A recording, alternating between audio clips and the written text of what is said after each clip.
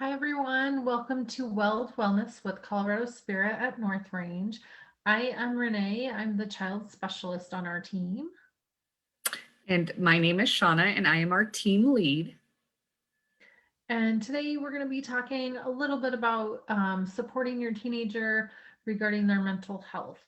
And that can be kind of a road to navigate in and of itself, separate from all the other things that we're doing with our teenagers to prepare them for adulthood. Absolutely. And I think most of us would agree, right? Or know that there's a few things that we need in place to maintain good physical health, right? Getting adequate sleep is important. Eating nutritious meals are important. Um, and that same concept is true of our mental health. Yeah, excuse me. Sorry about that. Um, One thing that we're going to talk about with what teens need for good mental health.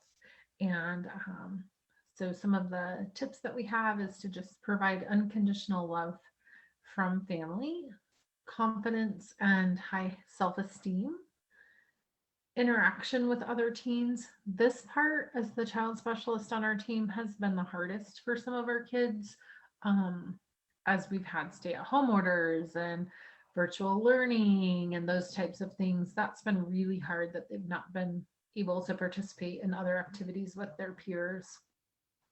Encouraging teachers and supportive caretakers.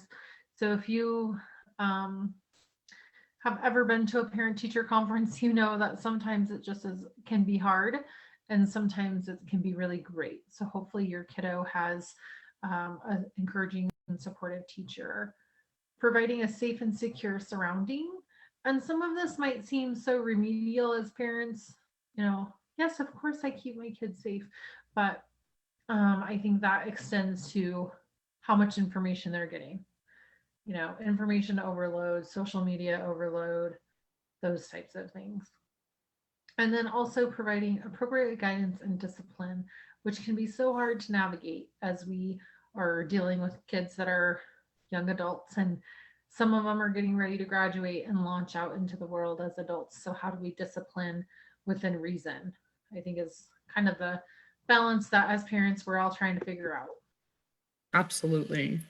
And, all these begin with having or creating an open and honest relationship with your teen. Um, and we do have some tips for that as well, like providing the space to have a conversation. I know that for many of us, our days are so busy, but taking the time to check in with our teen on a daily basis is important. Creating an atmosphere of honesty, trust, and respect is also important. That's hard to do, right?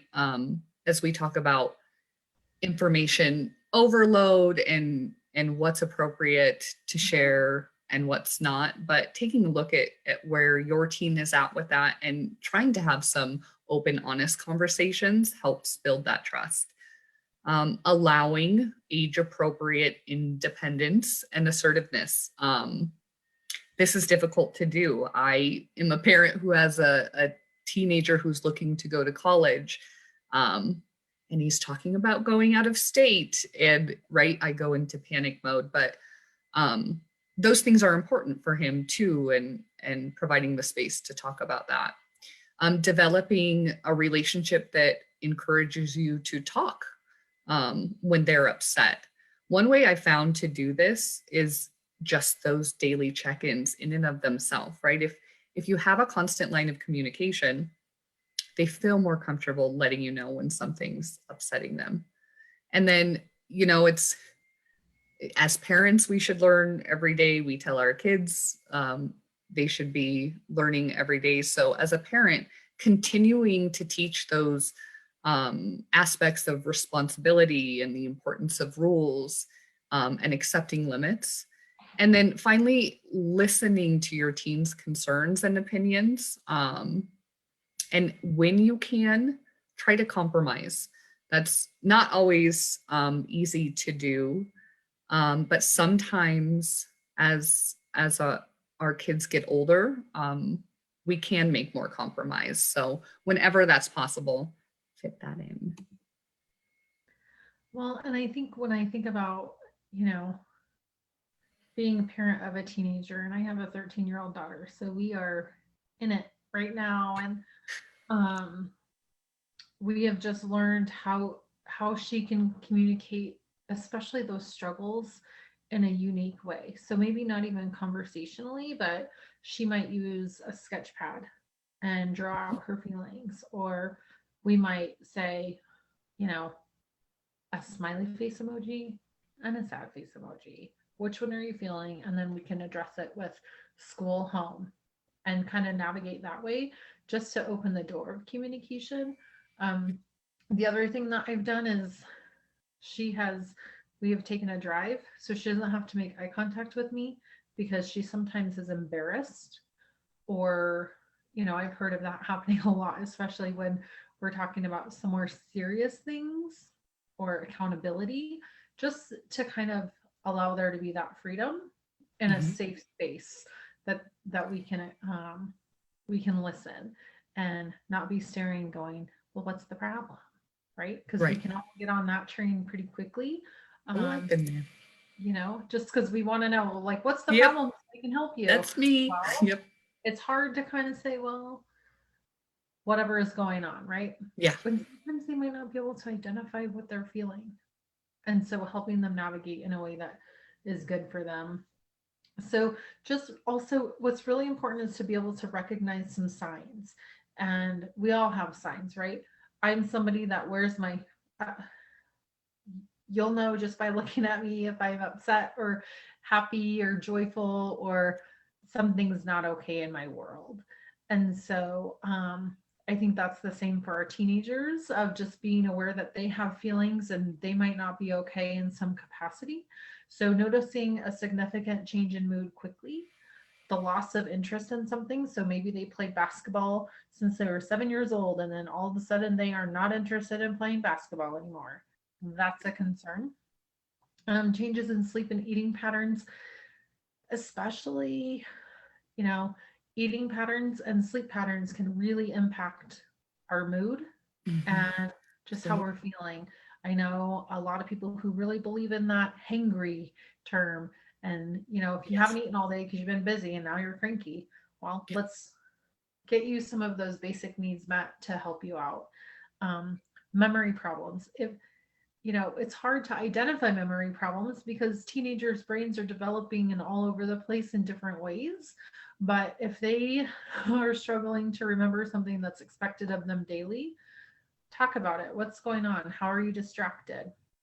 What's on your mind that you're forgetting to make your bed every morning, which is the household expectations, or, you know, just for example, reckless behavior. That is a big indicator that something is just not right in their world. And then obviously, sorry about that, my dog, I have an animal outside at my window and then I have my dog over here. So I'm like, what's going on? But The virtual world. I suppose. So sorry about that, folks, but that's our world. And then just thoughts about death and passing away. The other thing with that is to be in tune with their peers and kind of know what's going on, because mental health in our teens is something that we are talking about as a community. And I think it's really, you know, it could be that it's not them that's having these problems, but maybe their peer, and it's affecting them. So how can you support them with just having a conversation or just being a safe place for their peer as well? So we hope this helped you just with a few ideas in teens and mental health. And we are going to be coming back next Thursday. We hope you join us. Shauna, did you have any last thoughts for us? No, thank you for that. And just for anyone out there, if you'd like more information on this topic or anything else, say you're just having a stressful day and you want to talk, maybe you have 5 minutes break time and you want to talk to someone, give us a call. Reach out to us. You can call our warm line at 970-347-2359. You can also reach out to us on Facebook. You can also send us an email at colorado.spirit@northrange.org. Yes, as Renee said, we will be back next week with some more information on how to support your teen's mental health. Thank you so much for joining us. Have an awesome day. Yes, take care, everyone. Bye. Bye.